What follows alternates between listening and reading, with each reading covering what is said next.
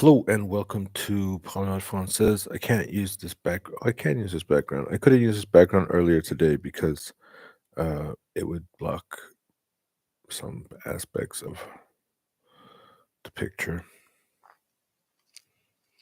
Anyways, we could change the background if you want. Maybe you want to feel like we're at the office, maybe in the park, or here we go. I like this one. Nice. Um, all right. So, what are we doing today? I want to make this one a really quick one. I didn't really I didn't really do it myself. I just checked out the work of my study buddy, and then I was just like, whatever. Let's just get through this quickly. Voir. So we're doing savoir and we're doing pouvoir, and we're gonna check if the dog is at the doorstep because the neighbor is a little bit sensitive to when the dog is outside running around. Hey, Gordy, good. Come on in.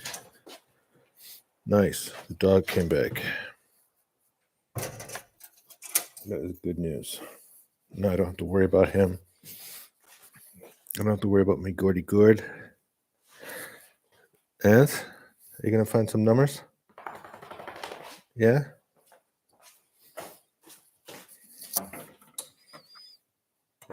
Give him some number genomes.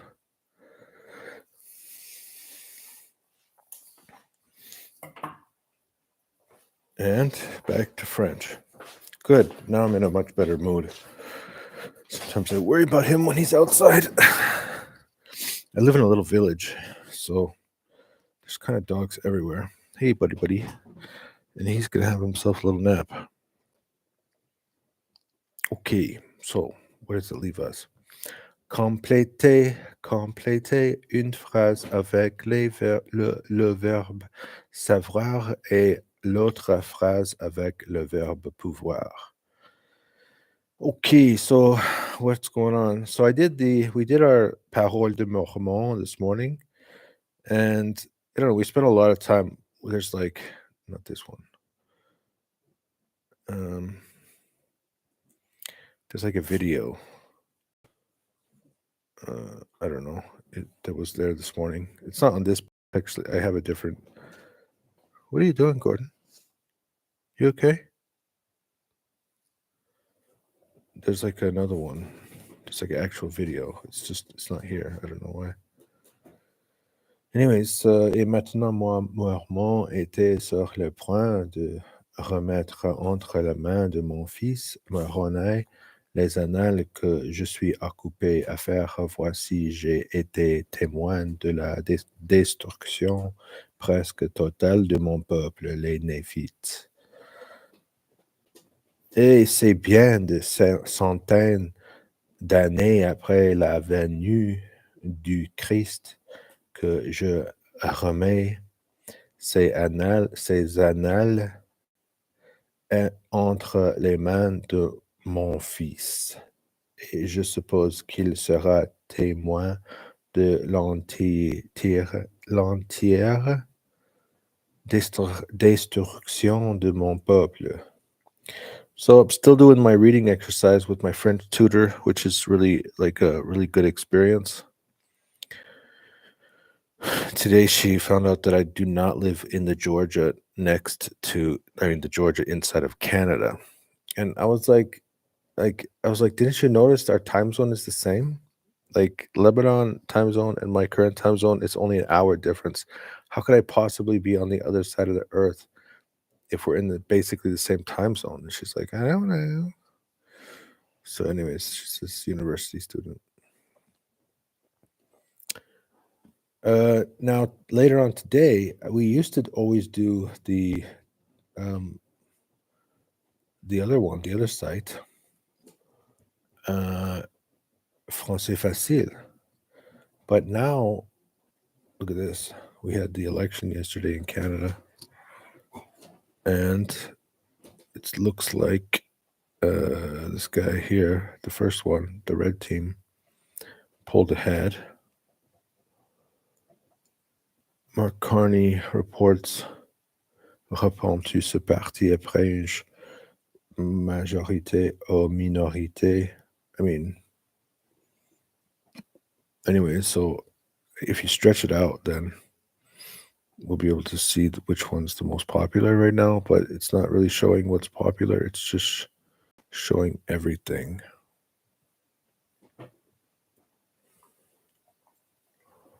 Yeah, I don't know how to do this. I watched this video already. Donald Trump, international, politique, économique. How come it's not the same as the last time?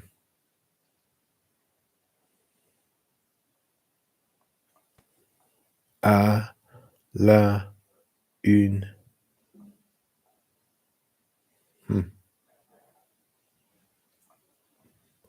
Anyway, so today probably we're going to pick one of these stories to read.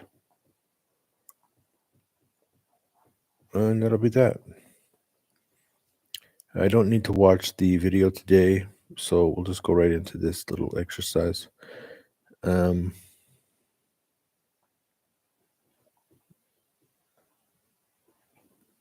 Okay, so we got vouloir et savoir au présent. So I don't really know what's so important between these two verbs. I noticed it was in the lesson, but I don't really get it. So let's just read the answers and figure out what's going on. So, vous savez jouer au tennis. Vous savez jouer au tennis. What does it mean? Do you know how to play tennis? Do you know how to? Do you know how? Do you know how? Okay, so in Russian, they have this concept. Do you know how? Имею. What is it in Russian? I can't remember.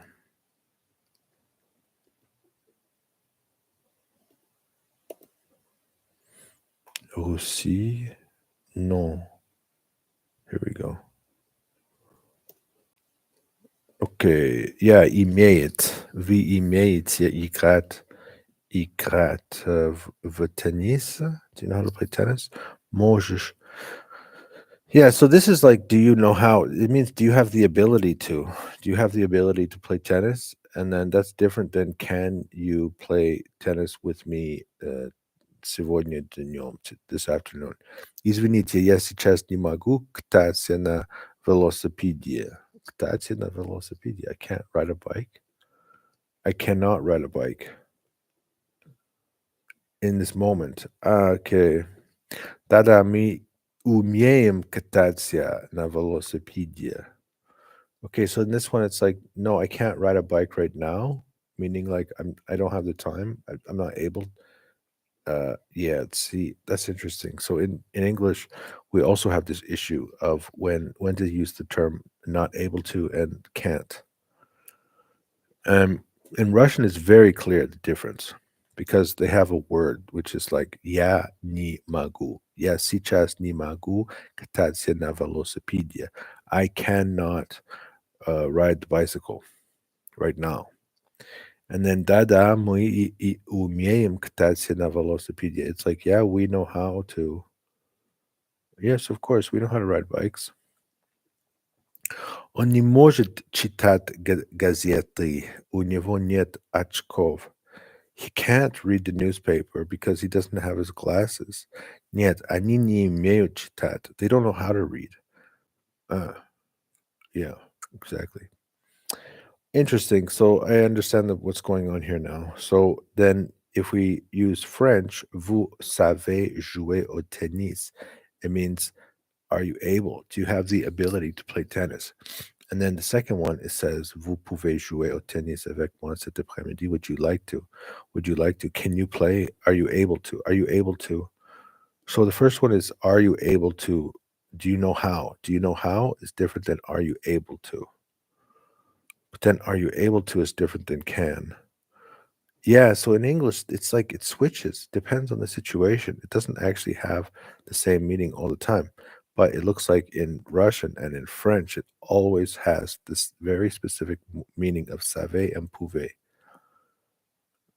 Vous pouvez jouer au tennis avec moi cet après-midi. Ты можешь играть. Okay, ты можешь. Ты имеет. Yeah, so it's easier to connect it to Russian than it is to connect it to English. What about Chinese? 你会，你能，你会。今天你能跟我一起玩儿 Okay, let's check Chinese.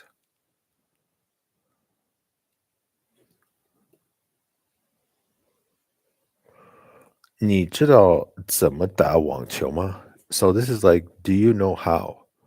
你知道怎么打网球吗？ Do you know how? 今天下午你能和我一起打网球吗？ This afternoon, you can and me together play tennis. 抱歉，我现在不能骑自行车。I'm sorry, but right now I can't ride the bicycle. 是的，是的，我们知道如何骑自行车。Yes, yes, we know how to ride bicycles. 你看不了报纸，他看不了报纸，他没有戴眼镜。He can't read because he's not wearing glasses. 不，他不认字。he's he's not literate. He's just, what is it called when you can't read? You don't know how to read? Illiterate. He's illiterate. Interesting. Now the problem is that I'm not actually learning the words. I'm just well, at least I know there's a difference between savoir and pouvoir. But I feel like now there's like tons and tons and tons of verbs that we've learned,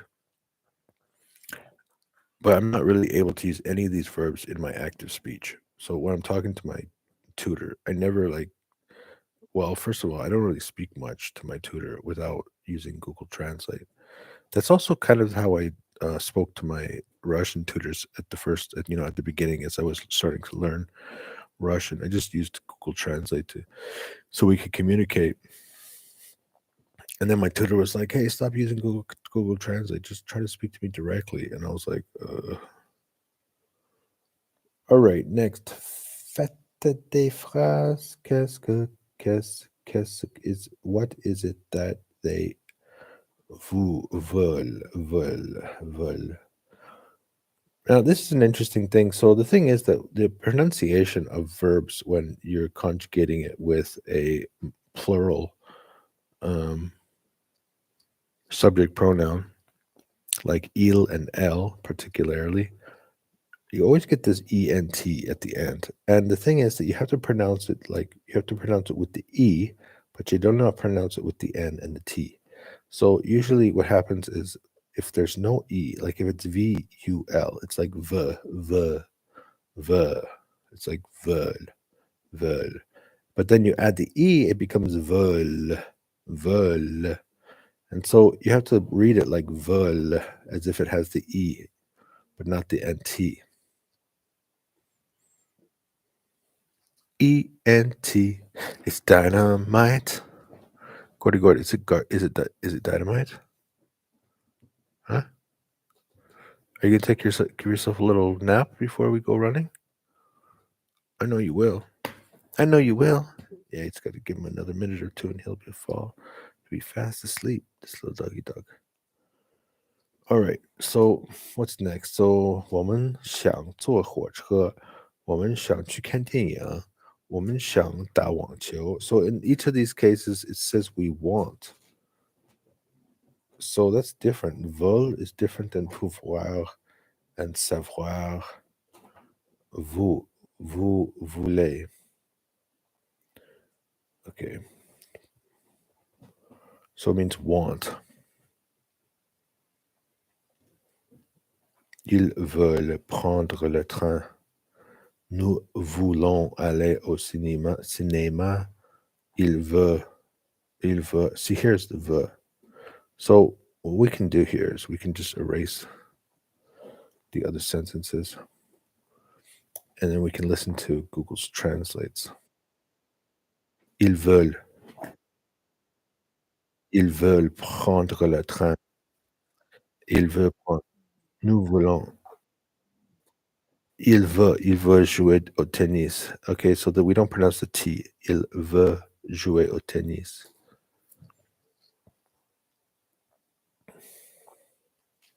This one was a trip, this last one, and I don't really know what to do with that. So what I did was I just asked ChatGPT to give us some help. I said, "Hey, ChatGPT." No, it's not ChatGPT, it's Gemini. I said, "Hey, Gemini, check this out." I said, "How should I understand the STEMS exercise? If I were making an explanation video, how would I organize the presentation?" And then ChatGPT, and then Gemini would say, "Well, first thing you need to do is check to make sure your audio is working, because if your audio is not working, then you're going to be in big trouble." So, all right, it's working. Then the next thing I would do is, okay, let's break down how to understand the stems. Radico. Now, it's interesting this word radico, because in fact, we do have the term radical in when we're speaking Chinese. Okay, so the radical of a Chinese character is the small part. See, le radical. Okay, so in this case, it's radical. So I don't know what radico means. Le radico.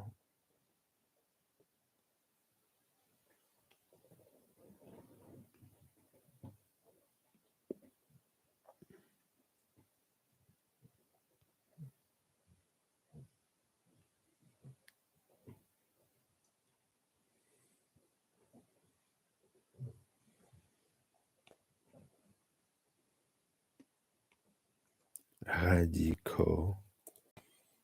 The radical. Okay, so first of all, it says that a radical is a stem. That does make sense also in the case of a Chinese character.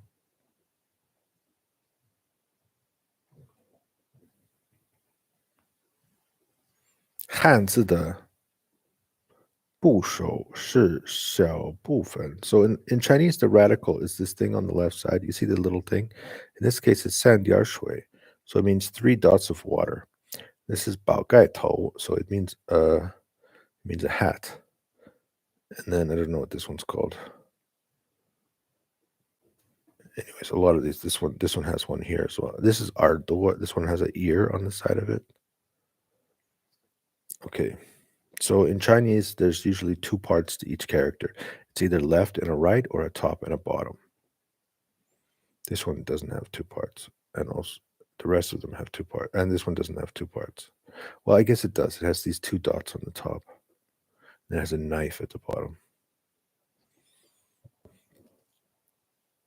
What is a stem in the grammar, in French grammar?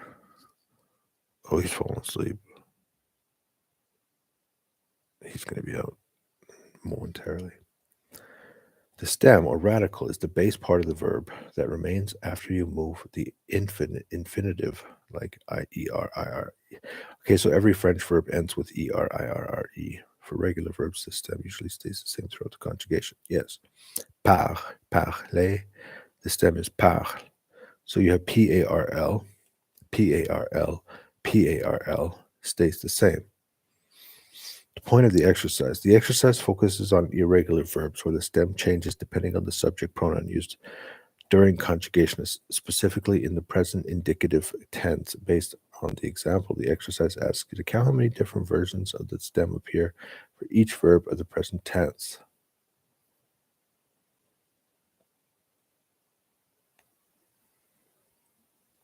All right, now we have a problem. So we don't need the translator anymore. The problem is that I think I got one of the answers wrong because I just copied it directly from ChatGPT or Gemini. I have to learn how to say Gemini. See, the issue is here. All right, so vouloir, it says V and vol, but actually,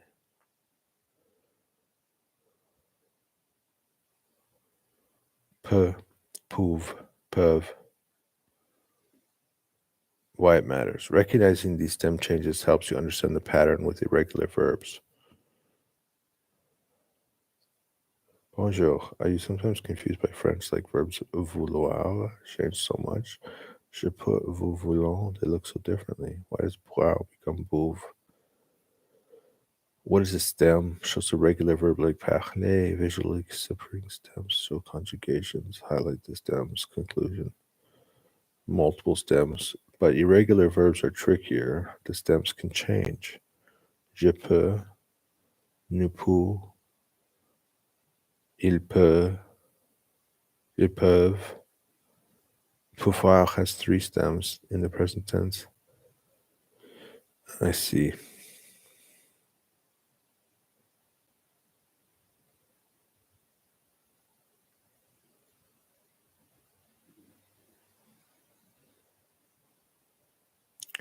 Choisi, explain I for plural. L'air, li, sort, sorti. Boire, bouffe, boivent.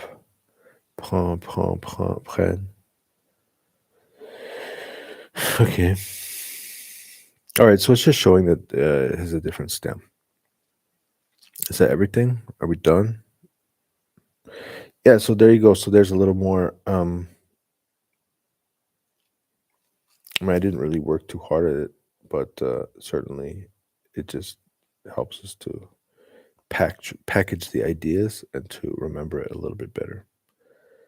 So there you go. That's day 57 of this challenge, and we'll just keep it going one day at a time. And someday it'll be all over, and then we can start again until we can speak French.